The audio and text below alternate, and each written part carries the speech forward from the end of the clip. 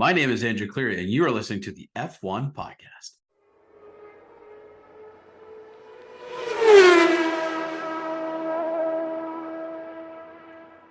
What's up, everyone? It is Ricci here from the F1 Podcast. Happy Baby Friday. Today is October 12th, 2023, and we are filming this a couple of days after the 2023 Qatar Grand Prix, Season 3, Episode 27. I'm here with Andrew Cleary. Andrew, how are you doing, my man? I'm doing well. I'm feeling better than what most drivers probably felt like on Sunday after the race. That's for sure. Yeah, and I think there's definitely a lot to discuss about that. Where do we want to start? I think, okay, so other than the scorcher heat, which a lot of drivers did struggle, I think we definitely did see some amazing racing. Yeah, the triple world champion. Yes. So for those that don't know, he won his 14th consecutive time while starting from pole, longest streak in F1 history. It's crazy to win one, but two, but three in a row. Not many people can say they've done that. And I think if you can try to name them, Lewis Hamilton, Michael Schumacher, Sebastian Vettel, there's probably other drivers I could think of, but it's just pretty wild to see what he's accomplished and how young he is too. And this was his 10th hat trick of a win. In theory, tie or go ahead of Vettel's record of most wins, F1 wins, in terms of driving.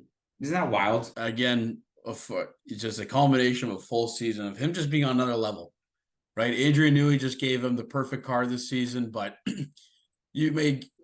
Toto once says that you need both the perfect car and the perfect driver in order to win world championships, because without one or the other, you're only gonna win races, but not world championships. Max has just dominated the field this year, absolutely from top to bottom. As you mentioned, 14th consecutive time starting from pole, longest streak in F1 history, and yeah, I think he's gonna break his own record of wins that he set last year with this car this year, and he leads the Drivers' Championship by over 200 points, and the largest victory margin ever was 155 points by Vettel in 2023. So 2013. So just to think that he's only going to build that from there. He is just setting record upon record this year, and it's something that, as much as it gets boring to watch, quote unquote, we just got to soak this in because we may never see another season like this. Just the amount that he has accomplished this season. And normally we kind of joke that Max Verstappen wins again, but the way that he's been winning, whether if it's 15 seconds, 30 seconds, 34 seconds,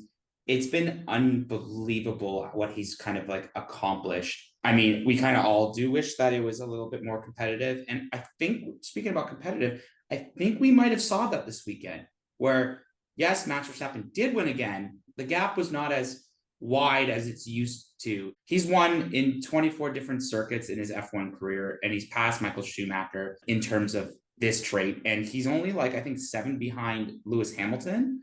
So I don't know what the other tracks that he's not won at, but I can only imagine what he can do. Do you think he's going to get over 14 wins next year alone? See, here's the issue we have. So McLaren has done such an amazing job this year, right, with regards to really closing that gap from where they came from, gaining over 2 seconds back in their development, right? They're the closest competition to Red Bull right now. But The thing is, Max himself is so dominant that even with how poorly Checo's been performing lately, I think in the past few races, Red Bull still have the upper advantage on total constructor points won. So barring any changes, I honestly think that Max Verstappen will continue to win World Drivers' Championships until he just decides to retire at this point. He is in his peak form. He's still in his late 20s, so he can do this for many and more. Actually, I think he's mid-20s, late 20s, but he can do this for many and more years, in the sense that I honestly don't see him losing a World Drivers' Championship for the foreseeable future. And he could very well tie Schumacher and Hamilton at 7. I think it's just a matter of, does he want to? Or, because he could just get bored, right? In that sense, as much as he loves winning, he's even said in the past that he always looks for new challenges. So, the day that he moves, I think considering if he wins a few more times, he might move on from F1 and do some other different endurance style competitions. But honestly, until I see otherwise, it's his championship to lose from now on. I think we should put him in an AlphaTauri and see how that goes. Yeah, I bet you he'd still get consistent points. I don't know about like race wins, but I think he will be able to put that car within the points. But I think we have to talk about the weekend that was in Qatar.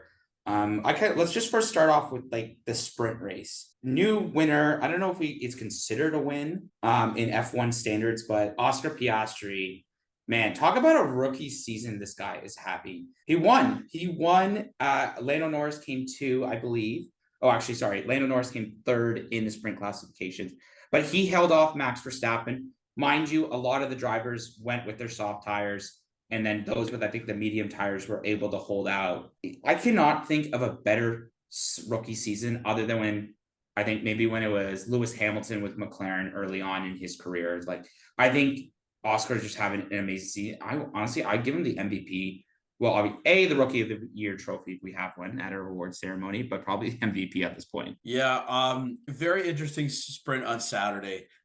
Lusail International Circuit, they put down a new tarmac or a new track. To be honest with you, Ricci, I think they would have had better grip driving around the financial district in Toronto. Do a barrel roll for the better part, because it looked awful, and like it was. There was no rubber laid down, so guys couldn't get grip out of the gate early. They were the only one to really, like, F1 was the only classification to drive there this week, and there was no F2, no F3, no Porsche Supercar, no nothing. So it was really tough for them to lay down the rubber in that regards. But it was quite an interesting sprint. With that said, is that, slippery track. There was a lot of dust outside of the racing line to start on Saturday, so really tough to make key moves in the sprint. And we saw a lot of people go off, right, and just kind of fell out. That's why we had 3 safety cars in the sprint race. A couple Checo creating an accident on the third one and kind of basically handing Verstappen the title on the Saturday. But no, kudos to Oscar. It was quite an interesting strategy. Those who started on the softs compared to the mediums, in that case, the soft tire life just was decimated. Like, guys were complaining about graining after 1.5 laps of race. I'm like, that is crazy and just hard to fathom in that regards. Yeah, I think let's just kind of give some context there. Like, normally when you use the soft tire, it is the fastest tire, but you're more likely not to use it for long stints. So depending on the track, you're looking at about like maybe 20 laps max, 25. But for this, the fact that you mentioned it earlier is that people were complaining after not even a lap. And you kind of even saw that because the Ferraris, like Carlos Sainz, was pretty sure he was doing fine, but then he just kept falling back behind. And anyone who was on the softs, like, really could not compete. And so they're the only saving grace was just the amount of safety cars, because it could have been a lot worse. The amount of safety cars that helped kind of preserve that tire per se. I mean, you got to think about it. You had Liam Lawson go off. You had Logan Sargent go off. You had Ocon, Perez, and then Nico Hulkenberg all within a collision in itself. It was just a wild kind of sprint race, and just sad because, like, normally this would have been a great track to kind of watch it, but yeah, like the wind played a major factor, right? Guys were, the wind was pretty intense in the terms of that. A lot of guys were exceeding track limits. Kind of like Austria, we're having another problem with track limits, which is kind of marring the sport a little bit there. But yeah, as you mentioned, who could have thought that with 3 safety car stints, a soft tire could not make it 19 laps, right? It was funny. It was crazy watching in the beginning how the medium runners were really struggling for grip off the line, right? And I was able, the soft guys, guys with the soft tires were able to, get off the line quicker, really make some positions up early, but kind of, tortoise beating the hare in that regards in terms of strategy, right? Going through like the soft, like going through the harder tire and the medium, but it just showed a massive tire advantage towards the end of that sprint race, right? And as a result, Oscar was able to finish ahead of Russell, I think, who was on the soft. Piastri on the medium was able to get around him there late in the race, and it sucks because it's his first win, sort of, in F1 because it's a sprint, not the race. So it's tough to distinguish that in that case. So And nevertheless, I think Oscar should be really excited. He's really pushing his teammate lately in terms of performance, which is great to see. Yeah. And I think McLaren have a dynamic duo going into next season with having Oscar being in his sophomore year. In that case, because he's really having an outstanding rookie year, considering where they started. Yeah, and it's just been very interesting to see the turnaround, because just the success that McLaren has been having for the last couple of weeks of races have really turned the tides on the constructors, because now I think they're not even 15 or 20 points behind Aston Martin, who have pretty much been dominant all season until the last couple of laps. Like, it looks like Ferrari and Mercedes are kind of scrapping it out for P2, and just it's kind of like a chess game. At one point, one team can score more points one weekend, the other. But I think that's definitely kind of going to be interesting to see. And, like, you know, maybe if McLaren are able to kind of keep producing these podiums, or I don't know if a race win's possible, there could be a situation where they could easily be P2 or P3. Just because of just the success they're having in those cars. And, you know, honestly, I'm also kind of like, maybe controversial, I'm happy Oscar is giving Lando a run for his money, and especially in his rookie year, clearly qualified to be in this car, and that he's got not only a bright future ahead of him, he could easily be number one driver. It's kind of woken up Lando a little bit, right? Considering how the last couple of seasons he had Danny Ricciardo as his teammate, and, you know, clearly see that DR had a lot of struggles in that McLaren car, right? And kind of Lando was able to kind of coast as the number one driver, really pretty much overall, and be the headliner in that team. Now his position is getting pushed by, you know, the young, vibrant rookie in the team, right? And I honestly think, though, that's good for Lando's development, because he needs that additional, I think he needs that additional push just to enhance his racecraft in that regards. Because he is still, you know, really young, right? And you know, pushing them to have maybe potentially McLaren, you know, compete with Red Bull on a constructor standpoint and get them back to a dominant car that we've seen in the early 2000s and, you know, late 2000s, early 2010s, when Hamilton and you know, Button and Alonso were all at the wheel for McLaren. So quite interesting. There's no doubt in my mind that they're going to surpass Aston Martin, which is really frustrating. I have some, we'll talk about a certain someone later. Let's finish the sprint, because I think there's still some good things we could talk about. So yeah, Oscar 1, Max Verstappen 2, Lando Norris 3, George Russell, Lewis Hamilton, respectable 4, 5, Carlos Sainz 6, Alex Albon, I think he got 17 to P7 in the sprint race. Think about that. He gained 10 spots in that sprint race. Yeah, he definitely did. He showed, I don't know what happened in the race itself. I have to double check, but yeah, no, he had a good one. And then just rounding it off in the points, Fernando Alonso with the 1 point. Leclerc did finish 7th at the track, but he received a post-sprint 5-second time penalty for exceeding track limits. And also Lance Stroll finished 13th on the track, but received a 5-second post penalty. Yeah, I think going on, so, you know, we crowned the champion basically the minute I saw Sergio Perez's car basically sandbox. I was like, okay, it's declared. Now let's get into the race weekend. Yeah, I think, though, what was really interesting was tire rule that FIA implemented because of how poor the track was. You know, it's so bad that the FIA has to make you stop 3 times and ruins any possible strategy that you had for a 1-stopper or 2-stopper. So the rule is that based on the tire degradation that they saw on Sunday, combined is kind of like the heat, the track, and also the new curbs that they implemented, right? Just really chewing up the tire and the rubber. Pirelli and FIA met, and they felt that it was best is that no matter what tire set that you have, you could not exceed 18 laps on each individual set, right? So for instance, yeah, and it included used laps too. So for instance, if say you had on one set of softs, you had 10 laps used up already, you could only race on those tires for 8 laps during the race.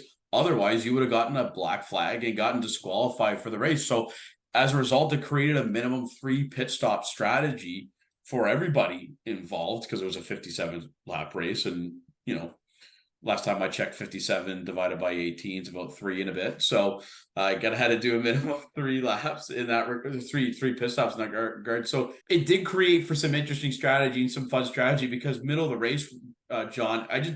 It was just so chaotic in terms of when everyone was pitting. I was like, I don't even know like who's like the leader on track at that point, right? Obviously, it was Verstappen to go for it, but I mean, in terms of like if you're talking about other positions, like Alonso was P3 and then back to P12, but like P4 on track, and it created for a lot of chaos throughout the race in terms of the strategy, which is fun.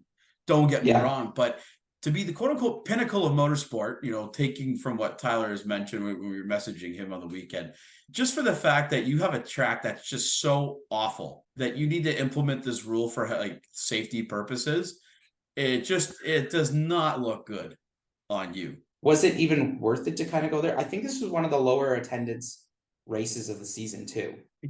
Yeah, and is Qatar a track kind of like Austria where they need to adjust the white line rule in order for racing to be somewhat not clean but watchable, right? And like how guys don't have to worry about exceeding quote unquote track limits because of conditions that are in their play, right? With regards to the wind and slippery surfaces and whatnot. Should they extend some of the track limits in terms of like where the white lines are to give the drivers like a couple extra like just breathers, right? For instance, in Austria at the Red Bull Ring, if they on turns 9 and 10, if they just push that white line back a little bit, I don't think you have an issue anymore with regards to track limits. And I think with a few of these corners in Qatar, you could do the same thing. And I don't think it will affect the quality of racing in that regards. I think that's totally fair. And especially the amount of penalties that we saw this weekend, it just kind of reminded me, it just kind of was just a little frustrating to watch. I mean, Lance Stroll got 2.5 seconds. Pierre Gasly got 2.5 seconds. Alex Albon got 2.5 seconds. Sergio Perez got 2.5 seconds or either a 5-second penalty, but it was just chaotic. I think we should get into the beginning of the race because... Oh, wow. Forgot about the Mercedes. You think they're going to get off easy this one? So interesting enough, right? Was Rosberg there? Well, I honestly think Toto had some pretty bad flashbacks to Spain 2016. Nonetheless, so going to the weekend, right? Ferrari is about like 30 points behind Mercedes with an opportunity, I think, to catch them or not catch them, but close the gap. Got outperformed in the sprint race, unfortunately, but hey, I think you get opportunity. I know Mercedes finished 2 and 3 in qualifying, but maybe you get some points here in that regards, right? What happens? We have an issue with the gearbox. I think it was the gearbox or the engine for Sainz, and he can't start the race, right? So down 1. Opportunity for Mercedes to really pull away from P2 in the Constructors Championship. And they had that start. Leclerc was concerned that Carlos was struggling, and you kind of did see that on the track. So I kind of a little bit was not surprised that came in. But yeah, talk about a lifeline. Oh, literally, this could have been so much worse. And credit is credit due to George Russell to come back from all the way from the bottom to come back to P4 for getting his teammate totally taking him out. But sorry to take your thunder. Andrew, you wanted to talk 2016. Go ahead. So start off the line. Hamilton's on the soft, Russell's on the medium, right? 5 lights go out, boom. Verstappen goes ahead in P1. Then we got P2 and P3. Got to a point where Russell's on the middle, Verstappen's on the inside ahead, and Hamilton's on the outside with the soft tire. Now, we saw in the sprint race how the soft tire was really, a game changer at the start of the race in terms of grip compared to the medium, right? So with that, I think said, knowing that Lewis had the softs, he saw a little bit of a gap on the outside, and he just took it. The issue was he kind of squeezed his teammate in, considering where Verstappen was, and they collided and banged tires. And I don't fault George 100%. Even Russell came out, even Hamilton came out and said that it was his fault, which I think Hamilton saw a gap, got a little greedy with it, and unfortunately paid the ultimate price, which kind of threw a lifeline in for Ferrari, thinking, okay, maybe we can kind of limit some damage here, get some potential points back against Mercedes, and kind of not have, keep that gap around 30 to 40 points in the constructors this week. It's the mission for Leclerc. I'm just coming fifth. I know he was in the podium position there, but I think just clearly you can tell the McLaren just a better car right now. So he was easily getting past. But I mean, Fernando tried to make it interesting there, but he fell down on the grid to P6. And I mean, he made a couple of mistakes early, which was he made a couple of mistakes late. Like he got up to the podium position of P3 at the start of the race, but he went off track a couple of times based on his own merit, which really cost him positions. Talk about Alfa Romeo though.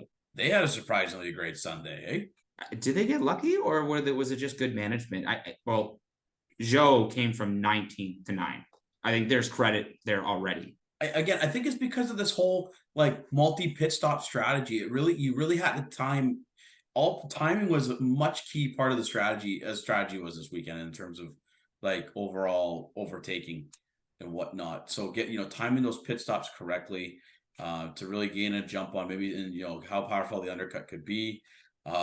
Really played into the hand well, but I think Zhou had an incredible drive overall too. It's tough to go from P19 to P9 and an Alfa Romeo that's been underperforming all season. It's just really exciting to see for him. Yeah, and definitely, I think they kind of needed a little bit of extra push in the constructors lately, and so they benefited from this restart strategy. But you kind of talk about pit lane when we're talking about the pit lane and everything. McLaren set the record for the fastest pit stop completed in 1.80 seconds. Previous record was set in 2019 Brazilian Grand Prix by Red Bull at 1.82 seconds. I was shocked that they were able to hit that. McLaren's pit crew this weekend were just money in terms of, I think their average stop was around 2.1 seconds. They were so rapid with the tire changes. And I think that was a real key point, case of getting the double podium for both Oscar and Lando this weekend. To have that kind of, they undercut a lot of people. I know in particular, I believe with that one pit stop, they undercut Alonso really badly, and was able to gain a couple positions as a result of that. Logan Sargent, I think he deserves a lot of credit for admitting to say that I can't drive anymore. I'm not feeling 100%. I need to retire. These people are human. And even Fernando Alonso even admitted, he's like, can you throw water on my car when I come in the pit? And I don't know if you remember, but back in the day, I don't know if it was in the 50s or 60s, they would literally have a bucket of water, and as the drivers were driving around, they would splash them. Yeah, for those who didn't know, it was like, I think at points the track temperatures were like 50 degrees Celsius, 122 Fahrenheit. Yeah, in their cockpits. It was traditionally this race, the one time that they had this race in 2021, it was held in November, and for the future it's going to be held, I believe, in late November, December, going forward. It just goes to show how much of the time difference month can make in terms of climate, because there was a lot of concerning conditions. And kudos to the F1 drivers for even completing the race this weekend, considering what we heard about how many drivers were just suffering being in those temperatures from 50 degrees Celsius. I'll let you name them out, because it is a laundry list of what happened. So one thing I've learned is George Russell is the director of the Grand Prix Drivers Association. Didn't know that was such a thing, but I guess the representative, kind of like the NHLPA probably. Mm-hmm. So yeah, George Russell said many were close to passing out. Alpine Esteban Ocon revealed he vomited inside his helmet because of the extreme temperature. Aston Martin's Lance Stroll, he was in danger of losing consciousness, while Alex Albon had to attend the medical center owing to heat exhaustion. Logan Sargent, his teammate, which actually not a lot of people realize this, he was kind of struggling with the flu that week, retired while suffering from dehydration. Well, side note, funny enough, because when he retired in the race, I was watching it with no audio to start, because I had football on too while watching the race, and I was kind of confused as to what was going on, why he was retiring, because I didn't see anything wrong with his car. When he was calling for the retirement, he was still like in race pace. But when they pan the video to him trying getting out of the car, like back in the garage, man, he just looked decimated. And that was just really scary to see, because these are high performing athletes who are just getting absolutely dismantled by the heat. And we talk about the heat because everyone keeps talking about Singapore as like the marathon or the racetrack that like people. Carlos Sainz even admitted, he's like, I trained for that race in Singapore just because of how hot it is. A lot of the drivers, if you could tell during the main straight, they would put their helmet visor up just so they can get some quote unquote fresh air back into their helmet before going around the track. They were trying to get some wind through their, hands, through their, it's just, they said over 50% of the grid said they were feeling sick after the race, couldn't drive, and close to passing out. That is scary. Like passing out in the middle of a race potentially because of heat exhaustion in like 250 plus kph conditions is so scary. Look how decimated Oscar Piastri was in the cool down room. Wasn't a cool room, that's for sure. I wanted to go and just throw ice on the guy the entire time because he was just gassed, and he was trying to watch the highlights while lying down on the ground. And then as soon as he turned around to face the TV, it stopped. So it was frustrating. It's like all that extra energy to kind of go forward with that. But yeah, they need I think it's a concern that they need to address, and I think they have for future races and putting it later on. But man, what a physically tolling race that they had this weekend. And I think definitely this is going to kind of, I think the FIA has already admitted that they're looking into some of these things too. Not everybody had a good weekend, and there must be so much pressure on Sergio Perez. Like, I don't, it's tough. I don't know about you, but on Reddit, they were suggesting that he's going to retire at the end of the Mexican Grand Prix. And it just shows that how it's not that how out of touch he can just prove that he's got a good driver. But Fernando Alonso has more Q3 appearances, Sergio Perez and Lance Stroll combined. It's just really tough because I understand Red Bull expects perfection.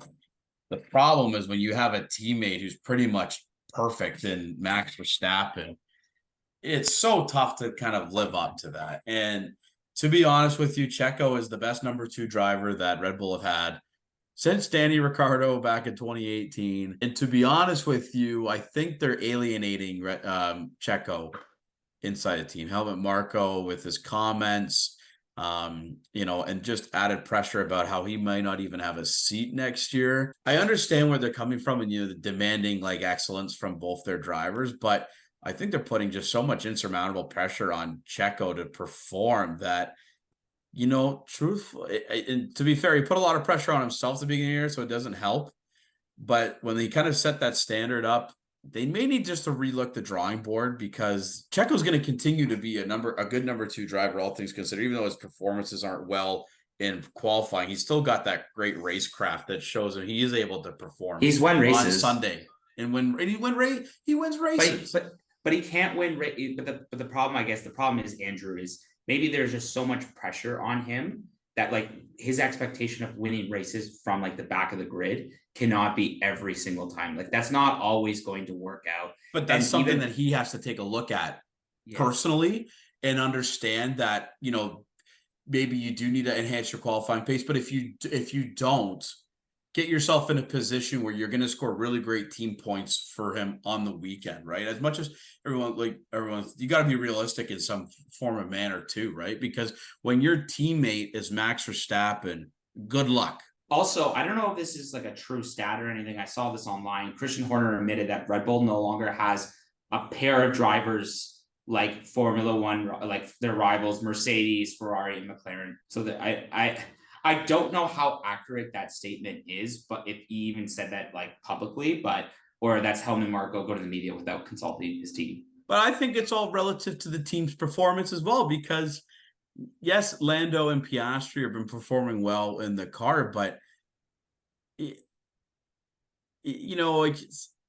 again, I'm saying relative. When you have Max Verstappen, who's literally the greatest driver of his generation right now, and just oozing confidence in his absolute prime, no one's going to beat him.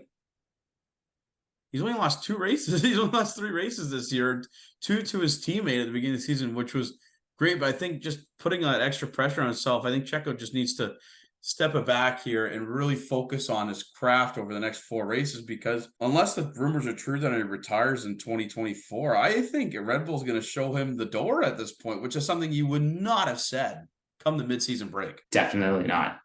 Speaking about other news that leading out of the Qatar, just before we kind of get into some other pieces, is there anything else that we should cover from Qatar? Lance Stroll. I think the dude's done. I really do. Do you think he's going to be gone by the end of the year? Oh, I don't think. You can definitely tell that this was like a weekend that he did not want to be there anymore, or did not want to race anymore. His media interview, his frustrations have really boiled to a point where you feel bad for the guy, but like maybe this is the point where you need to take the next season off or something. But you can't do what he does. You can't do what he did. Oh, I know. I'm not protecting him for sure. Like, I get getting heated, but that's embarrassing. Like, to just take it out on your personal trainer like that because you can't perform to a level that you should be at in that car. Like, when your teammate is, making Q3 on a consistent basis, you should be getting into Q2 at least, right? Yeah. But the fact that he can't even get at it, he can't even sniff Q2, let alone figure out how to drive the car out of Q1 is just, is shocking. And so after he went back in the garage, he just took his steering wheel and threw it out of the cockpit, like a 5-year-old didn't want to play with his toys anymore, so he threw it across the room in frustration. And then he had to go to the FIA to go get weighed after Q1, didn't want any part of it, so he just pushed his trainer not once but also like twice in the back hallway before going. And then with the third, strike 3 cherry on top, go to his little press conference after the race, and he pulls the Marshawn Lynch, I'm just here so I don't get fined comments. It's just like, grow up, man. Like, this is all on you for not performing. And yeah, I understand heat of the moment, you're frustrated, but you're not making yourself being liked at all, or there's no sympathy going to be coming from anybody in this paddock because of the way that you're handling and conducting yourself in front of media and public. Yeah, and I think after this weekend really quite clearly showed, and I don't know if anyone really defended him. So I don't know, I'll just kind of see how the next couple of weeks go. Speaking about other teams, let's talk tires. Pirelli to continue an exclusive F1 tire supplier until 2027. And is Andretti actually going to come to F1? Well, on the first point, great to see that the FIA are awarding mediocrity in terms of tire performance. It's great to see. Do a barrel roll. So 2027, they got to figure it out because of what happened this past weekend. I honestly think, John, it sounds crazy, but I think they implemented that 18-lap rule because of Las Vegas. Oh, yeah. Because I don't think the track is really going to be ready in time by the time they race in the streets of Las Vegas. Clearly the tires do not perform well when it comes down to when new rubber has been laid, or when new tracks have been laid out. So I wonder if this was just kind of like a precedence case sent for what they're going to be doing in Vegas. You never know in that regards, but yeah, F1 tire supplier until 2027. Great, Pirelli. Hope you could figure your shit out before the end of that contract, because in Las Vegas. So if they want to send the F1 podcast there, please do. We're ready to go. I'll be the biggest Pirelli supporter if we if they bring us on. I won't say anything bad about their tires. We just don't tell them about this episode. Yeah. But yeah, so FIA President Mohammed bin Suleiman gave kind of the FIA go ahead for Andretti to become the 11th team in F1.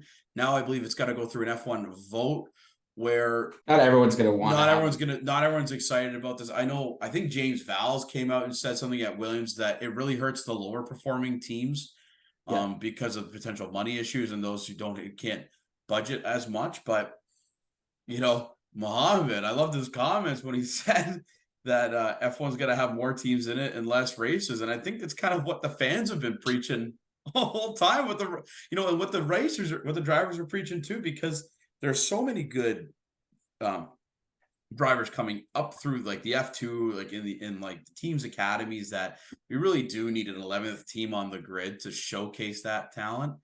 Yeah. And yeah, we're going to a point where 23 races, it's fun, but man, it's a lot on, we've talked about this all year. It's just a lot on the drivers. It's a lot on their families. It's a lot on the crews and their families and everything like that. So yeah, better quality races in that regards, I think would go. Well, at least not only like quality races, but like competitive races too. Because every weekend, if we keep coming to talk about how Max Verstappen won this weekend, I get it why there's some discussions of people like view. I don't know about you've seen, but like viewership or mentions are like down significantly this year. But hey, the F1 podcast keeps growing. We're at 637 Instagram followers. So we're trying to hit 1,000 by the end of the year. Let's keep up that support and make sure to keep following us on our Instagram or on other social media pages. But yeah, I feel you, Andrew. I almost wonder if like FIA or F1 are going to start implementing like Grand Prix specific rules whenever they go to like, for instance, they go to COTA next, right? Oh, yeah. By the way, F1 watch party at Trinity Commons for the United States Grand Prix at COTA. Please book your table now. We do have spots, but please book tables at Trinity Commons to see Erica, myself, and John there. But I almost wonder it'd be kind of funny if like at one point they had to ride a horse like in cowboy gear around the track for a few laps, and then they can then drive in F1. Kind of like do these fun gimmicks to like, get people's viewerships back up. I think would be interesting. Yeah, something just kind of like make the rest of the season exciting, especially since like Red Bull has won drivers and constructors. So yeah, that would kind of be fun. We're always open to new ideas, F1 and FIA. So please drop us a message on Instagram. We have some thoughts. And especially, you want to hear those thoughts, as Andrew said, come to Trinity Common. We're pretty excited. I think we're going to try to get 20 people out on ourselves and our table. But I've already heard, like we posted something on Instagram. I'm already getting a couple of text messages of people wanting to come.